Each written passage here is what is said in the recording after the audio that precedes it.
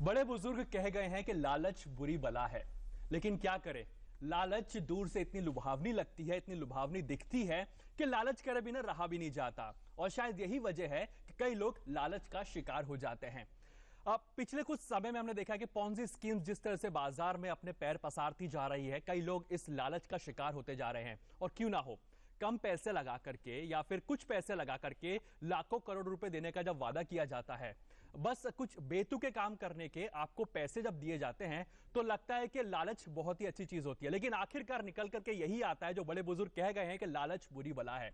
जिस तरह से पिछले कुछ दिनों में हमने देखा कि सोशल ट्रेड और अब्लेज जैसे जो रैकेट का पर्दाफाश हुआ है, जिसमें कि लगभग 3700 करोड़ रुपए के घपले की बात की गई है, लोगों से पैसे उगाए जाते थे, उसको लेकर के लगभग 7 लाख निवेशक दिल्ली एनसीआर और देश के और भी कई जगहों पर उनका पैसा इन पॉन्जी स्कीम्स में फंसा है। और ये पहली बार नहीं हुआ है कि पॉन्जी स्कीम्स के शिकार निवेशक हुए हैं।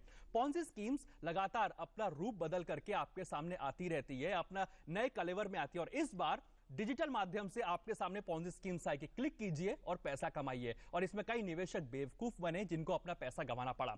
लेकिन आप अगर आगे किसी पॉन्जी स्कीम का शिकार ना हो जाएं, इसके लिए आप क्या कुछ करें, निवेश करने से पहले किन बातों को जहन में रखें, अगर आप निवेशित है किसी इसी तरह की पॉन्जी स्कीम्स के अंदर तो आप क्या कर सकते हैं, और जो आपको लुभावने वादे दिए जाते हैं, ऑफर्स दिए जाते हैं, उनकी पुष्टि कहां पे करें कि ये वेरीफाइड सर्टिफाइड है या नहीं, इसमें निवेश करें या ना करें, इन तमाम मुद्दों पर आज चर्चा करेंगे। आप भी इस शो का हिस्सा बन सकते हैं, अपने सुझाव रख सकते हैं, अपने सवाल रख सकते हैं, अपनी उलझनों को हम तक पहुंचा सकते हैं। और आज हमारे साथ दो बड़े खास मेहमान जुड़ रहे हैं जो सोशल ट्रेड, अब्लेज इन्फो या इन तमाम जो पॉन्जी स्कीम्स का जो मायाजाल चला है, इन पर रोशनी डालने के लिए, पॉन्जी स्कीम्स पर रोशनी डालने के लिए हमारे साथ मौजूद हैं अनुज अग्रवाल जो कि cyber and IT law expert हैं, और साथ ही साथ पवन दुग्गल जो कि साइबर लॉ एक्सपर्ट हैं। स्वागत है आप दोनों का इस कार्यक्रम के अंदर। और जो तमाम हमारे दर्शक हैं वो भी इस शो का, इस कार्यक्रम का हिस्सा बन सकते हैं। 2 हॉटलाइन नंबर आपके लिए खोल दिए गए हैं। नंबर है 2309-7648 और 2309-7655। अगर आप दिल्ली के बाहर से कॉल कर रहे हैं तो 011 लगाना ना भूलें। साथ ही साथ आपको यह भी बताना चाहेंगे कि ये जो पूरा मामला निकल करके आया, इसको समझने की कोशिश करते हैं। उत्तर प्रदेश की पुलिस ने, स्पेशल टास्क फोर्स ने 3700 करोड़ से भी ज्यादा के ऑनलाइन व्यापार घोटाले का जो खुलासा किया है, इसमें करीब 7 लाख लोगों को बेवकूफ बनाकर पैसा जमा किया गया था। कंपनी इनसे 5750 रुपए से लेकर 57,500 रुपए तक के पैकेज के लिए रुपए ऐंठती थी, और बदले में जो उनके आईडी दिए जाते थे उस पर लिंक भेजती थी। उस लिंक पर क्लिक करने की जरूरत होती थी और उस पर आप पैसा कमा सकते थे। हर क्लिक पर आपको 5 रुपए दिए जाते थे। एसटीएफ ने ablaze info solution private limited company को इस घोटाले में शामिल पाया है, जो पहले online portal social trade .biz और फिर friendsUp.com के जरिए लोगों को फंसाने का काम कर रही थी। नोएडा में इस कंपनी के निदेशक अनुभव मित्तल, सीईओ श्रीधर और तकनीक प्रमुख महेश दयाल को गिरफ्तार कर लिया गया है और नोएडा के सूरजपुर थाने में एफआईआर दर्ज कराई गई है। कंपनी का खाता भी सील कर दिया गया है, जिसमें करीब 500 करोड़ रुपए बैलेंस के तौर पर पाए गए हैं। इसे फ्रीज कर दिया गया इस अकाउंट को। इस गैंग को यूपीएसटीएफ ने जब प्रिलिमिनरी अपनी इंक्वायरी के बाद आज इसके मेंबर्स को हम लोगों ने अरेस्ट किया है, और अरेस्ट होने के बाद इस पूरे प्लान से जुड़े काफी सीजर्स किए हैं। करीब 524 करोड़ रुपए अकाउंट में फ्रीज करने के लिए कंसर्न अथॉरिटीज को लेटर इशू किए गए हैं। ये जो पूरी स्कीम है ये कई नियमों के अंतर्गत ये प्रतिबंधित है, जिसमें सबसे इंपॉर्टेंट है the price chits money circulation schemes banning act 1978।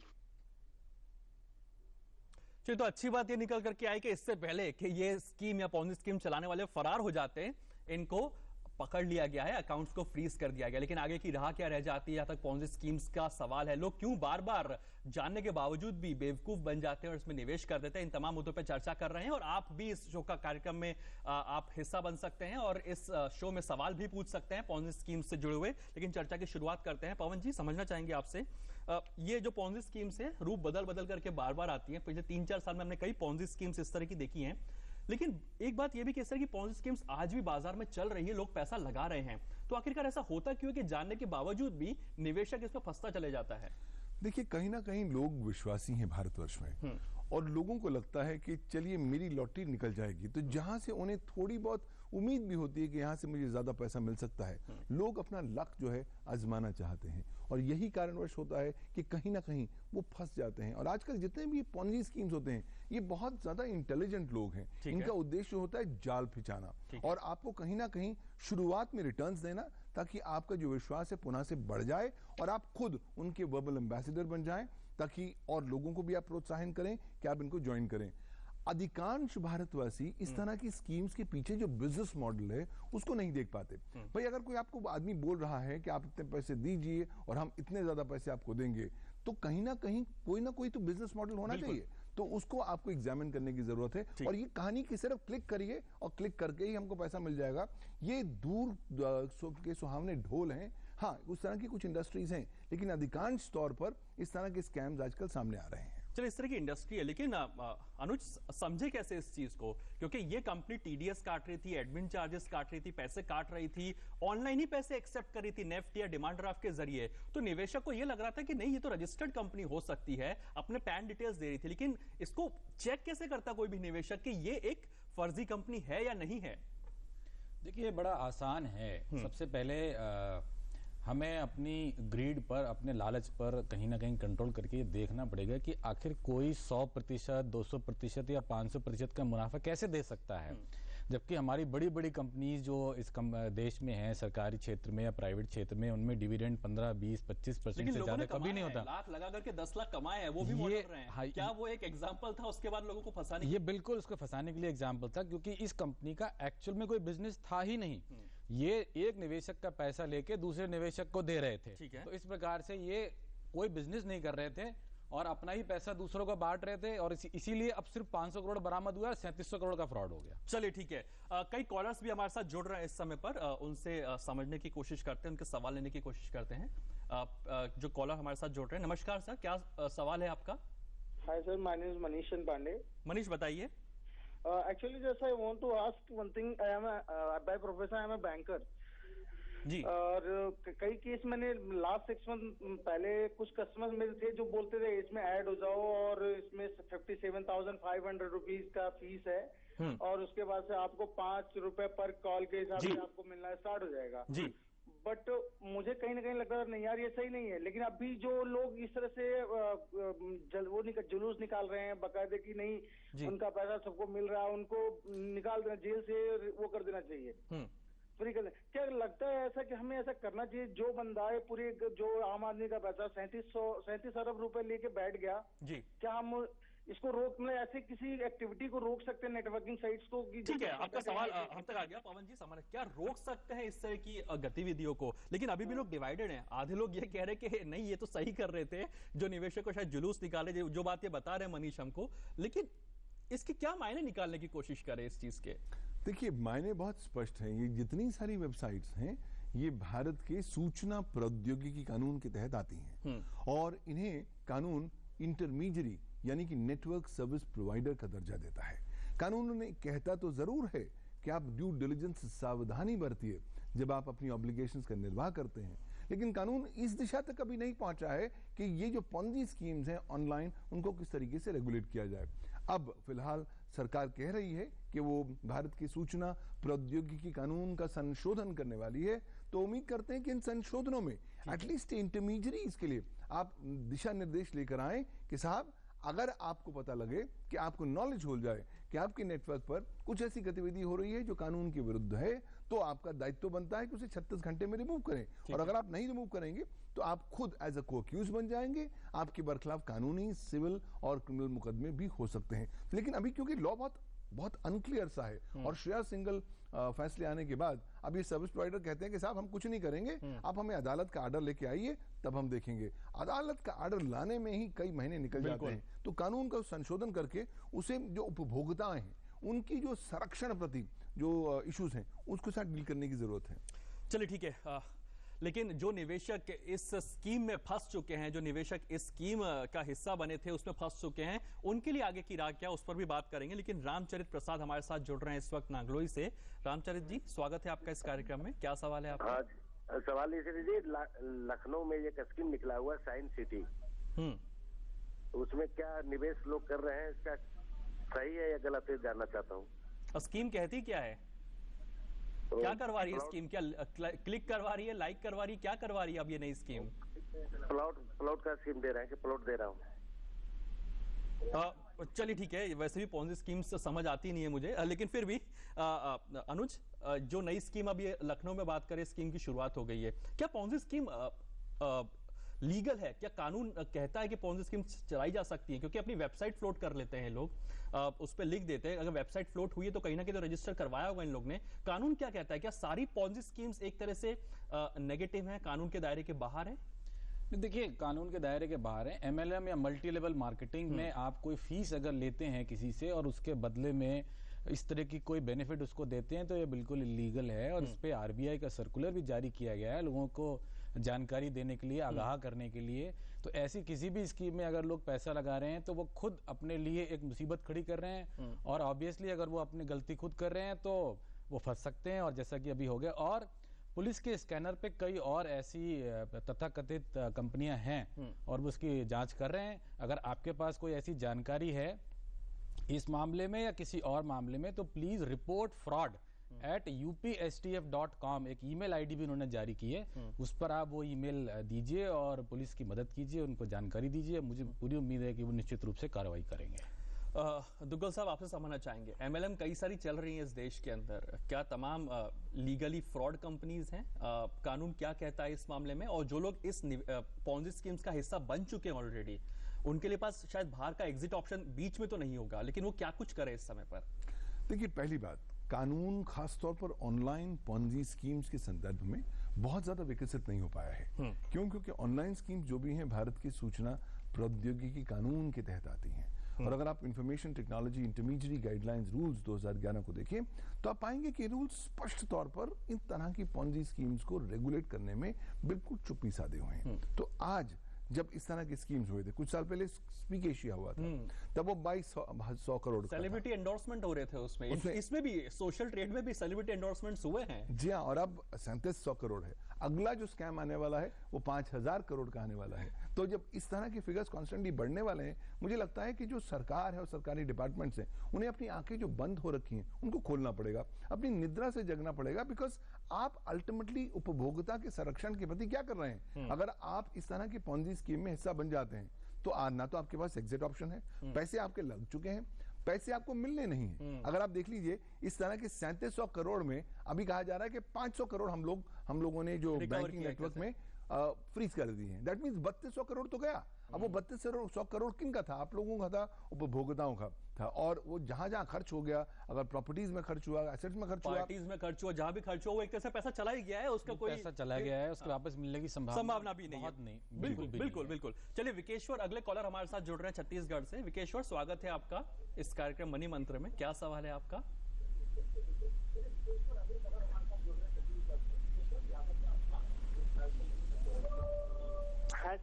जी विकेश्वर, क्या आप तक मेरी आवाज आ रही है?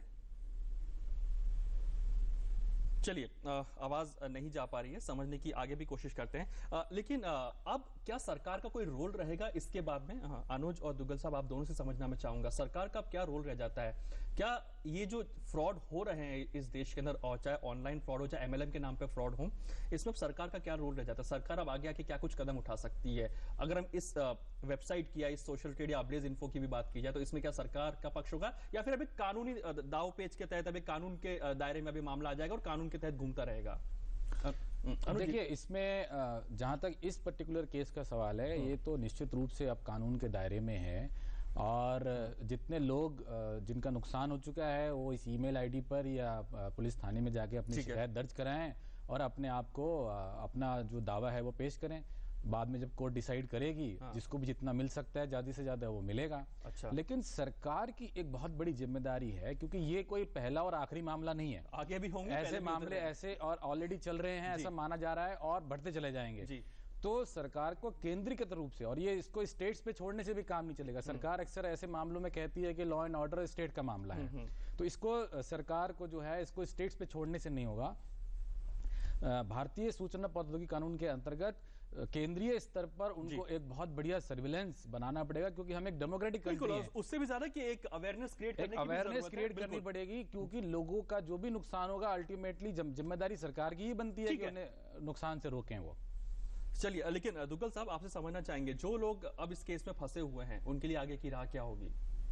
उनके लिए आगे की राह काफी दुर्गम होने वाली है, तो आपको घबराने की जरूरत नहीं है। एक तो उसको रिपोर्ट करें, दूसरा इन्वेस्टिगेशंस को फॉलो करें, तीसरा क्योंकि ये लोग अब जा चुके हैं, आप सिविल मुकदमे भी कर सकते हैं रिकवरी के लिए, लेकिन उनमें समय लगेगा। चाहें तो आप भारत के इंफॉर्मेशन टेक्नोलॉजी लॉ के तहत भी आप डैमेजेस भी मांग सकते हैं, क्योंकि कुछ प्रावधान है। लेकिन मुख्य तौर पर अगर अधिकांश लोग अभी फिलहाल जेल में हैं, कंपनी का कुछ पता नहीं है, तो ये पैसे देगा कौन? और अगर आप केवल कागजी डिग्रीज अपने हाथ में लेंगे तो बहुत सालों बाद भी आपको लगेगा कि मैं कुछ अचीव नहीं कर पाया। मुझे लगता है कि अगर हम छोटी सी चोट में बड़े जो आगाज का जो संदेश है उसको पहचान लें तो अच्छा है।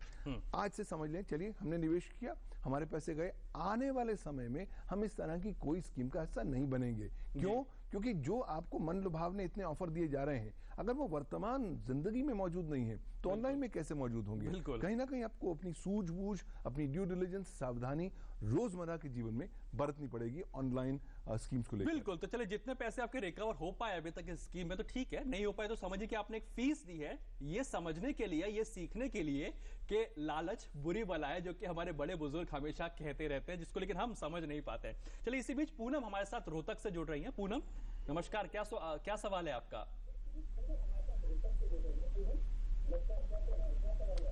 सर, मेरा सवाल ये है आपके लिए कि सोशल ट्रेड के लिए जो दिखाया जा रहा है, एक्चुअली मैं सोशल ट्रेड की ही यूजर हूँ। ठीक है। तो मैं ये पूछना चाहती हूँ कि यूट्यूब पे सैकड़ों वीडियोस हैं जो कि सोशल ट्रेड के समर्थन में हैं, और जिन लोगों ने पैसा लगाया है, जो 12 लाख लोग हैं, उनमें से मैं भी एक हूँ। तो मैं ये पूछना चाह रही हूँ कि जो 12 लाख लोग जिनका पैसा लगा है और 23 जनवरी तक हमारे पास पैसा आया है, ठीक है, तो वो क्या था? वो जब जिसने पैसा लगाया है उसको पैसा मिल रहा है, तो वो फ्रॉड कैसे है? पूनम जी, आपने बहुत अच्छा, मैं आपका शुक्रिया करता हूं पहले कि आपने इस कार्यक्रम पर सवाल किया। मैं आपसे ये समझना चाहता हूं कि आखिरकार आपका पैसा आया है 7 लाख लोगों में से, लेकिन जिन लोगों का पैसा नहीं आया उनका क्या? दूसरा सवाल मैं ये उठाता हूं आपके सामने आज, दिसंबर में जिन लोगों ने दिसंबर में लगाया है पैसा, सिर्फ उन्हीं लोगों का लेट हुआ है, और वो भी टाइम टू टाइम हमें मैसेज मिलता रहा है। तो मतलब हमें कभी भी ऐसा नहीं हुआ कि हमें कोई नोटिफिकेशन नहीं मिला। क्या आप अपने जो आपको लॉगिन में जो क्लिक्स दिए जाते थे, क्या आप उनको क्लिक कर रही थी क्या? जी, मैं बिल्कुल। क्या आपने देखा था कि वो जो भी वेबसाइट्स हैं वो सब फर्जी थी, वो फेक जनरेट की जाती थी सर्वर के द्वारा? हमें ये नहीं पता वो फर्जी थी या जेन्युइन थी, लेकिन अगर आपने पैसा इन्वेस्ट किया है और नेफ्ट के थ्रू आपके बैंक में आ रहा है, तो क्या सरकार सो रही थी? क्या आरबीआई सो रहा था कि वो नेफ्ट के थ्रू लीगल पैसा आ रहा है? वो क्यों आ रहा था? ठीक है, सवाल आपसे, दो गेस्ट हमारे साथ बैठे हैं, आप मेरे साथ लाइन पे रहिएगा, फोन मत डिस्कनेक्ट कीजिएगा, क्योंकि काफी इंपॉर्टेंट कॉलर हैं आप हमारे इस शो के लिए। आखिर में आपसे ये भी समझना चाहेंगे हम लोग कि चलिए ठीक है, मैं उस सवाल को बाद में उठाऊंगा, इधर टॉपिक हम डाइवर्ट करेंगे। दुग्गल साहब, क्या इस सवाल को आप आगे लेना चाहेंगे? देखिए, पहली बार आपने पैसा लगाया और आपको पैसा आया, तो आपका विश्वास पुनः से स्थापित हो गया। लगा कि इससे बढ़िया तो जेन्युइन स्कीम कोई है ही नहीं। लेकिन ये तो एक मेथोडोलॉजी होती है ना कि आप पहला चारा फेंकिए ताकि मछली फंस जाए, एक बार फंस जाए तो फिर उसके बाद पैसा देना बंद कर दीजिए, और सीख यही हो रहा है। देखिए, इसके पीछे कोई पूनम जी, क्या आप लाइन पे हैं अभी? क्या आप लाइन पर हैं पूनम? जी, मैं लाइन पर हूं। पूनम, ये बताइए, क्या आपका पूरा पैसा रिकवर हो गया या कुछ पार्शियली रिकवर हुआ है अभी तक? सर, मेरा पूरा नहीं रिकवर हुआ है, पर पूरा हो रहा था, क्योंकि जिसके अंडर मैं मेंबर हूँ उसकी बैंक ट्रांजैक्शन देख के ही मैंने अपना पैसा लगाया था। ठीक है, और वो बैंक ट्रांजैक्शन तो झूठ नहीं हो सकती सर, 3 लाख के करीब bank transaction single member. Poonam, आपकी सारी बात सही है, आप एक निवेशक है, आपने निवेश किया देख करके, लेकिन बात ये थी कि ये बिजनेस मॉडल पे सवाल उठाए जा रहे थे। पूनम सर, मैंने काम किया है। पूनम, ये इस बिजनेस मॉडल पे सवाल उठाए जा रहे हैं कि आप ही का पैसा आपको जब रिटर्न किया जा रहा है। हम एक आम आदमी है, हम सिर्फ ये पूछना चाह रहे हैं कि अगर हमने काम किया है और अगर हमारे अकाउंट में लीगली पैसा आ रहा है, तो वो फ्रॉड कैसे है, हमें ये रीजन बताइए। ठीक है, बिल्कुल, आपका जेन्युइन सवाल है। दोनों से पूछना चाहूंगा, दुग्गल साहब या अनुज, जो भी इसको पहले लेना चाहेगा। भाई नेफ्ट से पेमेंट की है, डिमांड ड्राफ्ट से पेमेंट की है, पूनम जैसे कि सवाल उठा रही है, ये इलीगैलिटी कहां पे आती है? ये जो एफआईआर कुछ लोगों ने दर्ज की, पूनम मैं आपका ही सवाल उठा रहा हूं, पूनम मैं आप ही का सवाल उठा रहा हूं, जिन लोगों ने एफआईआर दर्ज की, जिन लोगों को पैसे नहीं मिले, तो इनका एक स्पेसिफिक केस हुआ कि हमें पैसे नहीं मिल रहे हैं। जिन लोगों को पैसे मिल रहे हैं, पूनम ये पूछना चाह रही है अब कि वो आखिर इसके लिए क्यों भुगते? देखिए, इसमें दो चीजें हैं, मैं आपको बताऊंगा। पुलिस ने इस कंपनी के ईमेल सर्वर की जांच की है और उसमें लाखों कंप्लेंट्स उन्हें मिली हैं, जो अदरवाइज पब्लिक को नोन नहीं है। तो काफी बड़ी संख्या में लोगों ने पैसे न मिलने की शिकायत कंपनी को की हुई थी पहले से, जिसको वो दबाए बैठे थे। कोई आदमी अगर ज्यादा जोर देता था, उसे पेमेंट कर रहे थे। दूसरी चीज, सिर्फ आपको या मुझे किसी को पैसा मिल रहा है, इससे कोई चीज लीगल नहीं हो जाती। जब एक कानून 1978 से बना हुआ है, जिसके बारे में आरबीआई सर्कुलर भी जारी कर रहा है, तो सिर्फ इसलिए कि वो पैसा मिल रहा है वो लीगल बिल्कुल नहीं हो सकता। नहीं, वो पुनः ये सवाल उठा रही हैं, जो कि शायद लाइन पे भी बनी हुई है, कि जब ये वेबसाइट रजिस्टर्ड की गई थी, जब बैंक में अकाउंट खोले गए थे, उस समय पर जी पूनम मैं आप ही का सवाल उठा रहा हूं, आप लाइन पे रहिए मेरे साथ, मैं आप ही का वो सवाल उठाने की कोशिश करता हूं यहाँ पे। उस समय पर ये इन्वेस्टर्स जब उस भरोसे पे पैसा लगा रहे थे कि सब कुछ ऑनलाइन हो रहा है एक तरह से, उसके बाद दिक्कत कहां पे हुई है दुग्गल साहब? देखिए, दिक्कत यहाँ पे हुई है कि शुरुआती दौर पर जो आपको बताया गया वो लेजिटिमेट था, आपने भी उसको लेजिटिमेट माना और आपने पैसा लगाया। आपने पैसा लगाने से पहले ये नहीं सोचा कि ये जो क्लिक करेंगे, क्लिक कहां से आ रहे हैं, इनका पैसा कहां से आ रहा है, इसका बिजनेस मॉडल क्या है।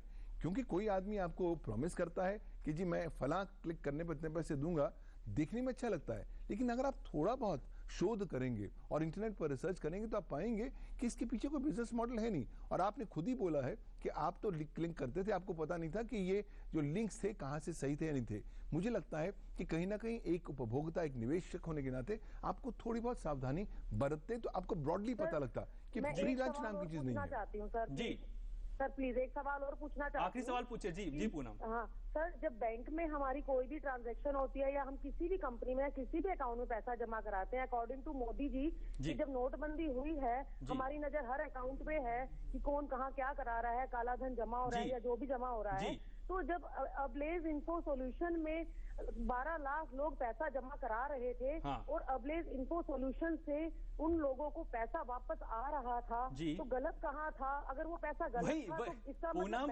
आप जवाब नहीं सुन रही हैं शायद। मैं सुन रही हूं। हाँ, दो बातें हैं। Income tax department already red कर चुका है, इसमें अगर मनी लॉन्ड्रिंग के केसेस है तो शायद दुग्गल साहब और अनुजी मैं गलत तो उस पे उसका भी कानून वो दायरे में आएगा। लेकिन ये जो बार पूछी गलत कहा था, गलत शायद है कि पूरा बिजनेस मॉडल ही फ्रॉड था एक तरह से। इनकी कोई गलती नहीं थी। आपकी कोई गलती नहीं है पूनम इसके अंदर। पैन कार्ड डिटेल्स हैं वो फर्जी हैं?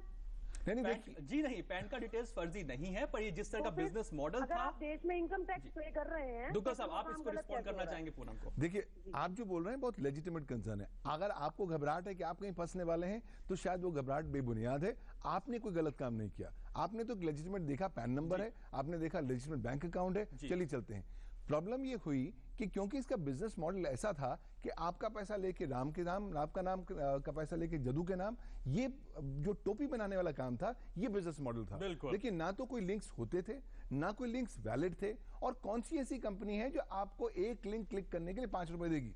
तो दुनिया में आपको थोड़ा देखना पड़ेगा। कुछ चुनिंदा कंपनीज हैं जो देती हैं बादशाह देशों में, लेकिन भारतवर्ष में इस तरह के बिजनेस मॉडल है ही नहीं। और इस कंपनी की जो जितनी भी जानकारी मिल रही है वो बहुत क्लियरली स्थापित हो रही है कि आपके पैसे, आपके जो मेंबर्स है वो तो बढ़ते जा रहे थे, लेकिन ये पैसा ग्रो कैसे करेंगे जो हम आपको प्रॉमिस कर रहे थे कि हम इतने गुना बढ़ा देंगे, वो कहां से आ रहा था? तो कहीं ना कहीं ये पॉन्जी स्कीम का एक अभिन्न हिस्सा बन गया। मुझे लगता है कि अभी जो पुलिस ने कार्रवाई की है, एक बहुत प्रोएक्टिव कार्रवाई करके जो आने वाले समय में और ज्यादा बड़ा नुकसान हो सकता था उसको रोका है। बिल्कुल। और इसलिए फाइनल कमेंट्स आप देना चाहेंगे? देखिए, आप बड़ा स्पष्ट रूप से समझिए कि 3700 करोड़ रुपए उन्होंने निवेशकों से लिए और आज